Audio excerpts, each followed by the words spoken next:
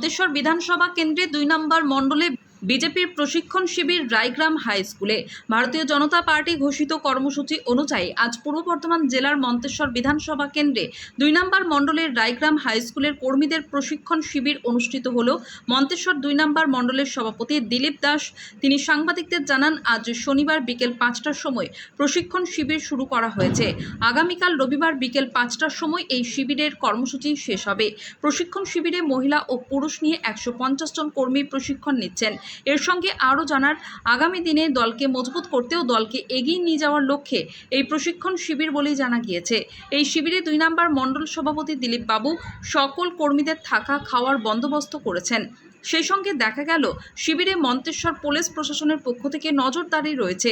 প্রশিক্ষণ শিবিরে বিশিষ্ট অতিথি হিসেবে উপস্থিত ছিলেন জেলা, প্রদেশ ও মন্তেশ্বর বিধানসভা কেন্দ্রের বিধায়ক। সেই সঙ্গে উপস্থিত ছিলেন ২ নম্বর মণ্ডলের প্রায় ১৫০ জন কর্মী। এখন সাংবাদিকদের মুখোমুখি হয়ে মণ্ডল সভাপতি দিলীপ বাবু ও জেলা কার্যকর্তা কি জানালেন, আসুন শুনে নেওয়া যাক। মন্তেশ্বর থেকে ফাইজুল শেখের রিপোর্ট, MBS নিউজ। দয়াল মুখোপাধ্যায়ের প্রশিক্ষণ শিবির চলছে।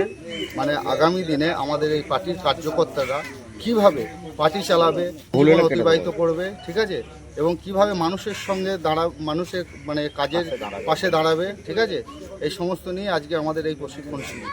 তারা এখান থেকে উঠে আসবে, আর সেই ব্যাপারে আপনি কি বলবেন?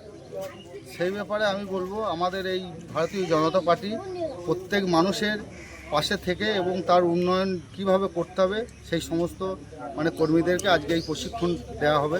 এই প্রশিক্ষণ শিবির আপনাদের কতটা গ্রহণযোগ্য মনে হচ্ছে? এই প্রশিক্ষণ শিবিরটা আমাদের বিশেষ তাৎপর্যন্য এবং কর্মীদের কতটা কাজে লাগবে? কর্মীদের এটা প্রশিক্ষণটা দেওয়া মানে পুরোটাই কাজে লাগবে।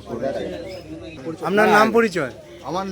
আমার নাম দিলীপ দাস, আমি ২ নম্বর মণ্ডল প্রেসিডেন্ট।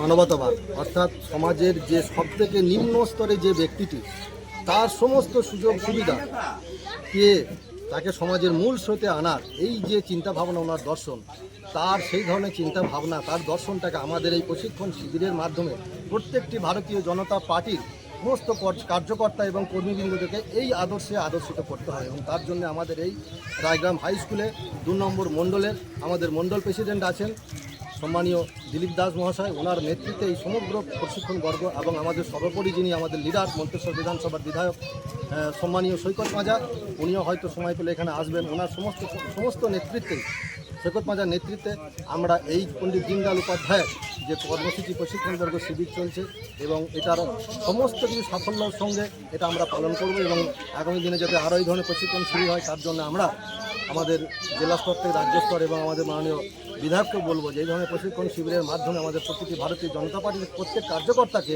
সুশিক্ষিত এবং সুসংঘবদ্ধ করতে হবে। আপনার নাম পরিচয়? আমার নাম চন্দন কুমার দাস, আমি এই মণ্ডল হচ্ছে সাধারণ সম্পাদক।